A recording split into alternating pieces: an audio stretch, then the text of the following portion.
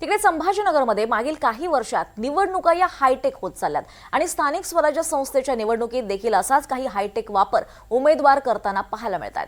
यापूर्वी निवडणुकीच्या आदल्या दिवशी दिली जाणारी पोलशीट आता मतदान केंद्राच्या बाहेरच जागेवर दिली जाते आहे। विशेष म्हणजे यासाठी हायटेक तंत्रज्ञान वापरलं जात आहे। याचाच आढावा घेतलाय आमचे प्रतिनिधी मोहसिन शेख यांनी। नगर परिषदेसाठी आज निवडणूक पार पडते। आपण जर बघितलं तर गेल्या काही दिवसांपासून किंवा काही वर्षात निवडणुका हायटेक होत चालल्या आणि त्याचाच एक प्रयोग या निवडणुकीत आपल्याला पाहायला मिळतोय।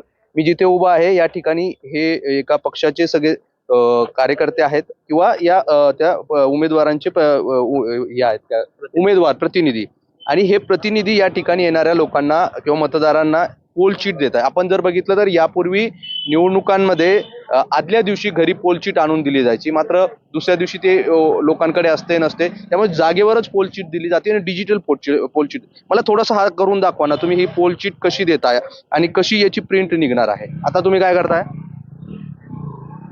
यासाठी काही यंत्रणा आहे, ऍप आहे का? एक मोबाईल ऍप आहे। या ऍप मध्ये आम्ही त्यांचं जे मतदार आहे त्यांचं नाव सर्च करतो।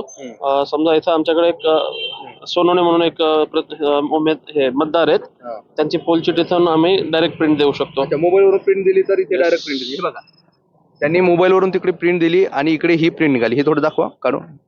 आणि अशा पद्धतीने थेट तुम्हाला पोलशीट जागेवर मिळणार आहे। हे हायटेक तंत्रज्ञान आपण जे म्हणतोय की काही वर्षात बदलत चाललंय आणि निवडणुकीमध्ये स्थानिक स्वराज्य संस्थेच्या निवडणुकीत देखील हा हायटेक पद्धतीने पोलशीट दिली जाते आणि हा प्रयोग सिल्लोडमध्ये आपल्याला पाहायला मिळतो। राहुल चव्हाणसह मोहसिन शेख, NDTV, छत्रपती संभाजीनगर।